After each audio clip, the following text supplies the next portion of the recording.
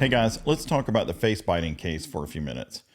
I wanted to listen to this while I was doing some other work the other day. It lit up the stream when it started and was confused after the judge did some preliminary matters talking about sealing documents, etc.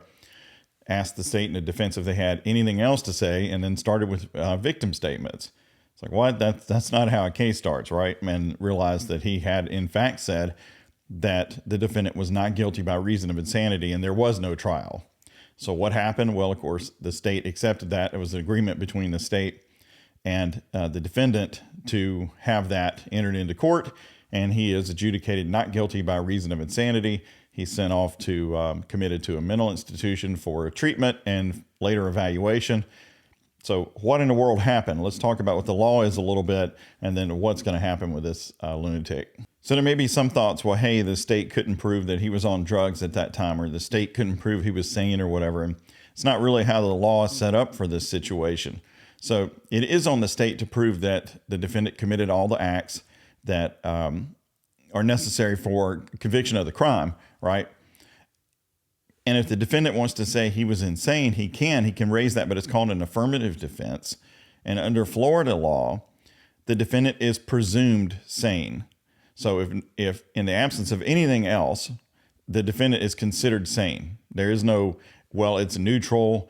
It could be one way or the other. You are presumed sane. If you want to pursue the not guilty by reason of insanity defense, affirmative defense, then you have to prove to the fact finder that you were insane at the time of the acts alleged by clear and convincing evidence. So in other words, as long as the state could show that the defendant committed the acts alleged and the law presumed him sane, if nothing else happened, the defendant would be convicted. The burden of proof shifts to the defendant to introduce this clear and convincing evidence that establishes that he was insane at the time of the acts. And what does clear and convincing mean under Florida law? Well, according to their pattern jury instruction, it says, clear and convincing evidence is evidence that is precise, explicit, lacking in confusion, and of such weight that it produces a firm belief without hesitation about the matter in issue. Finally, it's worth noting the way the law in Florida is interpreted that if you were voluntarily intoxicated by alcohol and or drugs,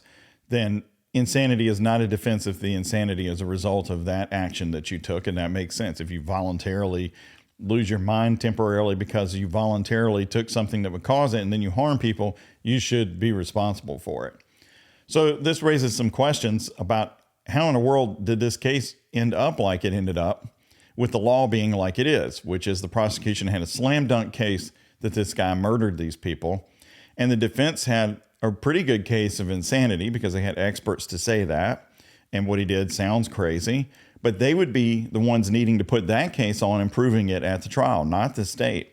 So the state could have gone forward with this prosecution and put the defendant to his test, and they chose not to. They gave him this not guilty by reason of insanity. So there were some fails in this for sure, regardless of how you feel about whether he was insane or not. And the first is the family seemed about as stunned as anyone tuning in that morning that the case was not going to trial. According to them, the district attorney's office had only alerted them days before that this case that had been pending for years was suddenly going to result in this plea, which is really nothing, okay, because he wasn't going to get off as innocent and sane because he did it. So this was completely in favor of the defendant, that they weren't even going to go for a conviction. They were just giving up on the case, as the family said, and letting this guy go in for a treatment, that there was no real discussion with the family about this, consultation about it, or any reasonable notice about it. The victim's advocate didn't even show up for this hearing. So the family felt, and to a person, completely let down by the state, slam dunk these people. And looking at the poor state's attorney who had to keep calling these people up to let him make these speeches, everybody at that table seemed pretty young. And I really wonder if the decision maker to give up on this case was at the hearing that day, because those were some young state's attorneys there. Maybe it's just a young office. But I certainly have seen offices sometimes where when a hard decision is made, they send the pawn into battle to take the consequences of it rather than show up and take the heat themselves. I don't know if that happened here or not. Just something I was thinking while I was watching it.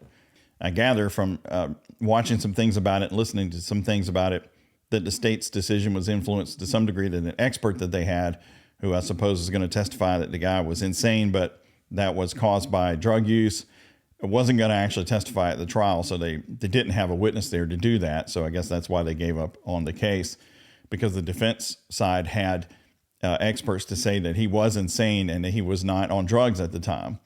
And in fact, I think a doctor previously had looked at the guy and said, well, hey, look, he was insane and I don't have any toxicology report here to suggest he was on drugs at that time. So I can't say it was voluntary intoxication. Therefore, I'm just going to say he was insane at that point.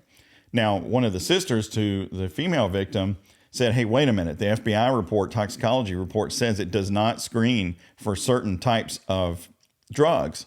And at least as she stated, as she was making her statement, that one of those had something to do with mushrooms, and he had bought some kind of mushrooms maybe a week before that. I don't know if that's fully accurate or not, but I think it's a good point that she has, that the toxicology screening maybe doesn't rule out everything that he could have been on. Again, if he wanted to say he was insane, he was going to have to put this proof on of insanity, and they could have argued back and forth about the drugs and things like that, but I guess they just weren't prepared to do that. So it was up to the family to make any statement at all about this guy's behavior in the case and how terrible it was, which they did do, and was pretty shocking. I mean, the guy was constantly drunk and on drugs and things like that, and his behavior was bad. Now, remember, insanity for purposes of a legal defense is not the same as just, hey, this guy's crazy, this guy's nuts, or else you'd never be putting any of these serial killers in jail. Jeffrey Dahmer or Ted Bundy, they'd all go free or be treated with the help they need, because what they were doing is obviously freaking crazy, right? I mean, it's just bananas. So when this guy stabs these people out of the blue and is biting a face of one of the victims when the first responders are there, that's crazy. So the fact that it's crazy behavior is not the legal definition of insanity. And Florida follows the general rule, which is basically speaking that you have to have this mental disease or defect, and it prevents you from knowing right or wrong at the time you're doing it. So you can hear a voice saying, kill that person, and it's a legit voice coming into your head because you're bonkers, and you shoot the person, but you knew it was wrong when you did it, then legally that's not insanity, not for the purpose of the defense. You may be crazy, but it's not the legal defense of insanity, which requires you to essentially not know the things you're doing or be able to control them, or not know right or wrong. And one of the things the state could have brought up was apparently the guy said to responders at the scene, I think some of the deputies, shoot me, I deserve it. And that word deserve indicates a judgment, right? And to be shot is a bad thing. So he's telling the deputies, I've made a judgment that I deserve to be punished, that something bad should happen to me. Shoot me, I deserve it. Doesn't that indicate that he knew that what he did was wrong? Now, his story about what he thought he was communicating with dog spirits and was part dog and invincible and all that stuff, whether that's true or not, the operative issue is, did he know right from wrong at the time he was committing the acts?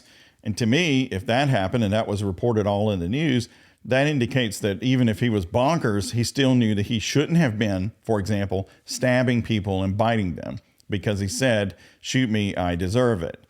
I don't know. Would the defense been able to overcome that? Yeah, maybe, possibly. I don't know. They never had to try because the DA gave up on the case, as the family said. And if you're the DA team and you don't think these kind of statements made to the first responders or your own expert's testimony, even if you needed another trial delay, would be enough that once the defendant says, I'm insane, and puts on evidence, to keep the fact finder from thinking, well, yeah, he's definitely was legally insane at that point. Why did this case drag on for 6 years? What new came up that convinced the DA's side, hey, this isn't even worth going to court over, forget it? Why not get this guy into treatment earlier? Why just let it sit there for so many years and then collapse a week before trial? I don't know. I mean, I guess, again, maybe it has to do with the fact this expert wasn't going to testify and that they reevaluated their position and they didn't want to take an L on it. I don't know. It didn't have to be a long case. No one was going to dispute that this guy did it because he admits he did it. He just said he was crazy when he did it. And they could have had the case on that. And maybe they did have, some prior hearings and testimony and evidence and things like that wasn't shown on the stream. That's possible. But in any case, they didn't try the case. They allowed the plea to occur, and this guy goes to an institution. Now, kind of surprising to me is not the standard there, which is, is he going to be a danger to himself or others and being evaluated over time? And if it's found that he's not, he could be released. That's kind of how it is everywhere. But in this state, for example, people who've, gone and killed a bunch of people and then gone into commitment as insane, they don't just walk out after a few months saying, look, I took a happy pill, I'm not dangerous anymore. They're in there for a long time.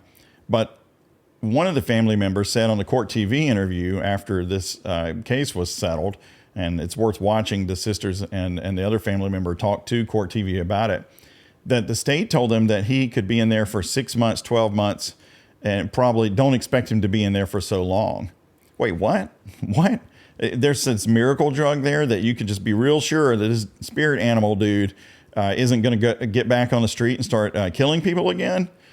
I don't know about that. I mean, how can you say he's cured? And also, how can you make sure he keeps taking the drug? I mean, we had a very famous case in North Carolina where a guy who was hearing voices was under treatment. And when he was transitioned to a new physician, the treatment path was broken. The voices came back and he ended up killing a bunch of people. And there was a lawsuit over it. And then eventually he was committed. There was a civil lawsuit that he brought. And then there was also this criminal case. And then he was committed because he was found insane at the time. But the point is that he had, in theory, treatment when he was out that was being successful at preventing him from coming under the domination of the voices. And when that treatment path was broken, he became violent. So how do you know this guy isn't going to do that? I mean, how in the world could you say in six months to 12 months? So I don't know. I was really shocked to hear them say they had been told that. I thought that was just a rumor. I know it's possible, but why would you act like that's probable? It's Florida. What's crazier down there, the state of Florida or the people who are judged insane while they're murdering people? If you're letting them out after a few months, I'm not sure who's the craziest there. So to go back over this, the state has a burden to prove you committed all the acts of the crime. You have the burden, if you want to say you were insane, of proving that in court. It's not on the state at all. If you're successful in that, then you're found not guilty by reason of insanity. And in a case like this, you're committed. But then later on, if you're found not a danger to yourself or others, you can be released at that point.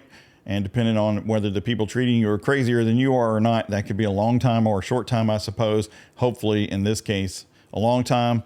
Really feel bad for the family in this case. At least they got to make their statements. I listened to those, and it gave some sense of the loss there of their sister, but because boy, did they love her. Boy, was she a joy in their lives and to the lives of the people in her community. I mean, even her ex-husband was making a statement on her behalf at this hearing that she was a fantastic person, and the person she was with, I think they were married, but they didn't have the same last name, but he also was in the same boat. They're both just great, fantastic people, and a loss to the community and a loss for them not to be able to experience the rest of their lives together.